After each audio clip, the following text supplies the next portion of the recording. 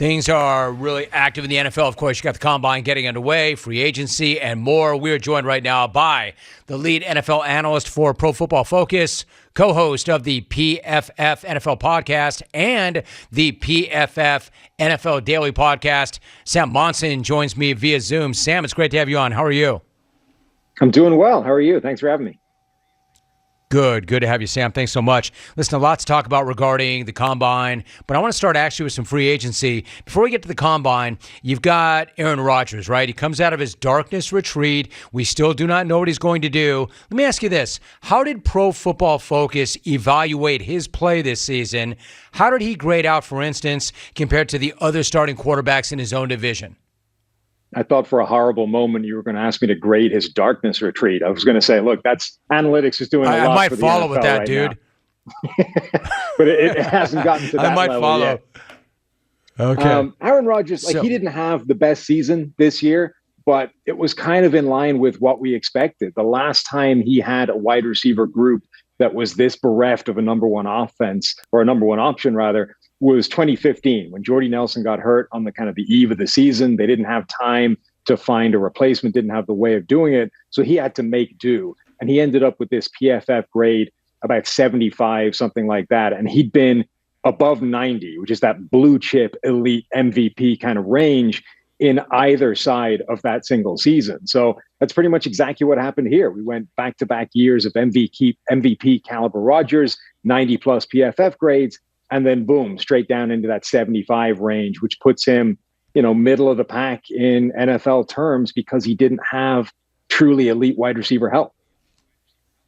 So it's interesting, Sam. I wonder, if you were to find the right situation, be it there or someplace else, can you see that number bumping back up, or how much about that is slippage or diminishment in play?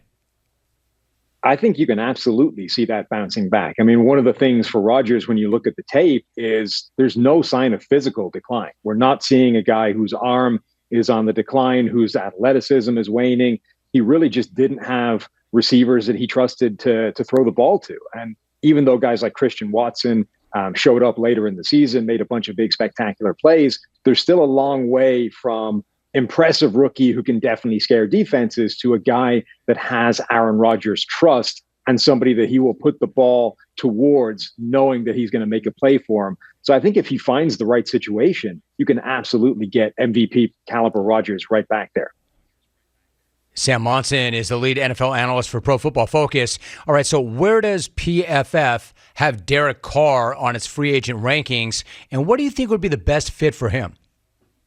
He's at the sharp end. I think he's the best free agent available quarterback. You have to assume that Lamar Jackson probably won't be available as a traditional free agent. He's either going back to Baltimore or he's a tag and trade kind of guy. I think the same is probably true for Geno Smith, that he's either going to stay with the Seahawks long-term or on a franchise tag. Carr is the one guy that's really out in the open market. And I think he's comfortably the best quarterback available, even though he's coming off what was not a good year for him.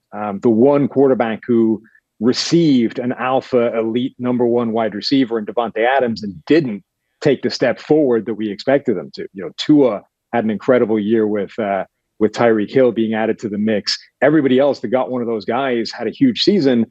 Derek Carr didn't, but he's shown, I think, in his NFL career so far that he can be that kind of borderline top 10, top 12 type of quarterback, which some teams like the Raiders are jettisoning. That's no good for us. We got to go toe-to-toe with Patrick Mahomes twice a season in this division. But for teams that haven't had any kind of quarterback play, that's more than good enough. Sam Monson joining us. So, Sam, if you believe that the Jets are, in fact, a quarterback away, I mean, obviously Aaron Rodgers would be a great intrigue, but the way you grade out Derek Carr, Jets need to be legitimate contenders. Yeah, I think the Jets are a perfect example of the type of team for whom Derek Carr would be a huge upgrade. I suspect you're right that they would love Aaron Rodgers. They would love the true guy that can take them somewhere completely different and transcend and really compete with the best quarterbacks in the NFL. But if they can't get him, Derek Carr, and without the trade, so cheaper in some ways, immediately upgrades everything they had last season, whether it was Zach Wilson, Joe Flacco, even Mike White.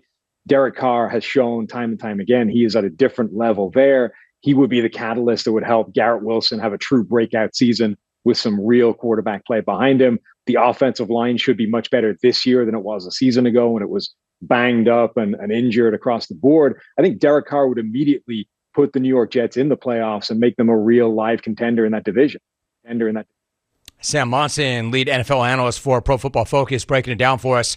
All right, Sam, so obviously the Combine does get underway in Indy. Lots of intrigue surrounding the Bears and what they'll do with that top pick overall. What do you think they should do with it?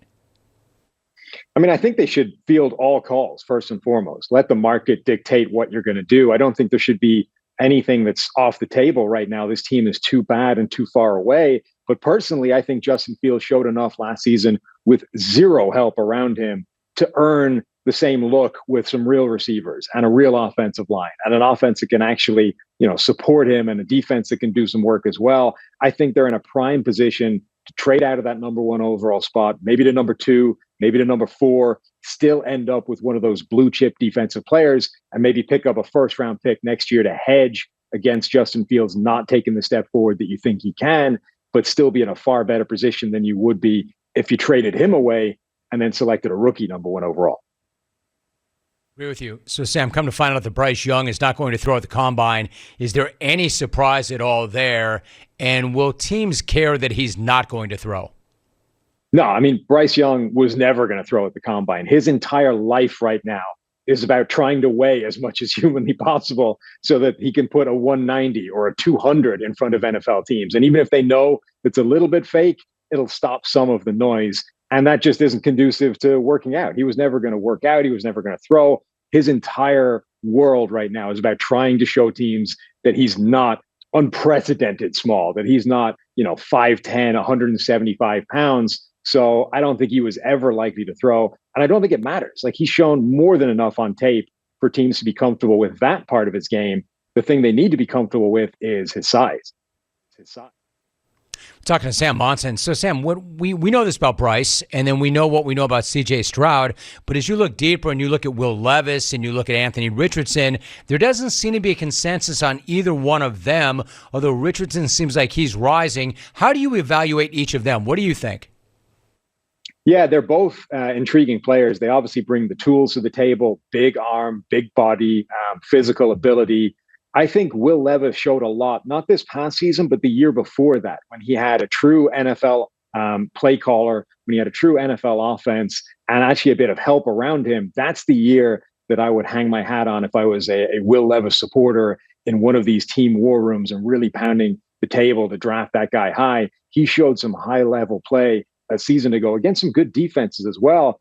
Richardson is just much more chaotic. You can see he isn't just an athlete. He wants to be a pocket passer. He has good processing. You can see him trying to do it, but when he doesn't, when it breaks down, it's just erratic and it's scattershot and it's kind of chaotic, but the athleticism is off the charts. So I think there are absolutely teams that are going to fall in love with Anthony Richardson, given the history recently of quarterbacks with elite tools and elite athleticism really turning into something special. Jalen Hurts last year, I think, is a great example of just how good a guy like that can be once you start to put everything around him.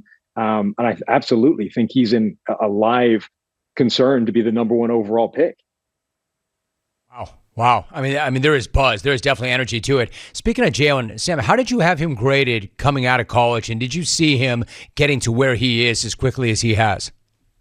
He graded extremely well. This was a case where I actually went against the PFF grades and looked like an idiot because of it. Our grading was always really kind to Jalen Hurts, particularly once he got to that system at Oklahoma. But when you looked at his tape, I was always a little bit concerned by how long the process took, by how sort of much of an issue it seemed to be, how laborious it was for him to go through his entire reads and get to the end of the play. But obviously, this was a case where once he got the support system around him, the offensive line, the receiving core, he was able to put it all together to operate at a faster pace and really play absolutely lights out this year.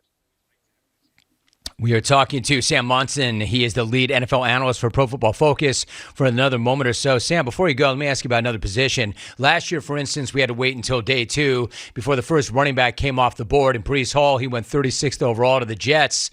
Will Bijan Robinson of Texas change that this year? Can you see him going in the first round? Oh, I think he'll absolutely go in the first round. I think the question becomes how high can you draft Bijan Robinson and for it to still make sense for an NFL team? Analytics obviously has been pushing this kind of don't draft running backs high, don't pay them big money on the open market kind of thing. But the rookie contracts mean that you still get pretty good value for a running back really quite high in the draft. You can probably get to the fringes of the top 10. And if he's as good as he looks like he is, and I think we're genuinely talking about a generational running back, maybe the best running back PFF has seen enter the draft since we've been great in college, which starts in 2014. I think that guy's worth absolutely a first round pick. I think you can probably get him middle of the first round. That's still a steal. And you might be able to push that as high as the fringes of the top 10 and it'd still be a good deal depending on who's left when you're picking. Really interesting. One last thought. Speaking of the Jets, they took that big swing when they took wide receiver Garrett Wilson with the 10th overall pick. Paid off. He won the Offensive Rookie of the Year award. How deep is talent at wide receiver this year? Yeah, I think it's a good class. It's not a great one. And you're going to hear a lot that there's no Jamar Chase in this draft class. It's sort of lacking that true superstar, can't miss type of prospect, but there's a lot of strength. Guy like Jordan Addison from USC reminds me a lot of Garrett Wilson in exactly those terms. Maybe he's not a complete superstar at everything, but he's really good at everything you need to be a good NFL wide receiver. So I think there's still, again, for the years on the trot now, this is a good wide receiver class, and you could definitely add some talent if that's an area of need on your roster. Lots of really intriguing stuff. He is the lead NFL analyst for Pro Football Focus. Also, remember, a co-host of the PFF NFL podcast and the PFF NFL Daily podcast, Sam Monson, joining us. Sam, really appreciate that. Great job. Would love to do it again. And thanks for making time for us. Anytime. Thanks for having me.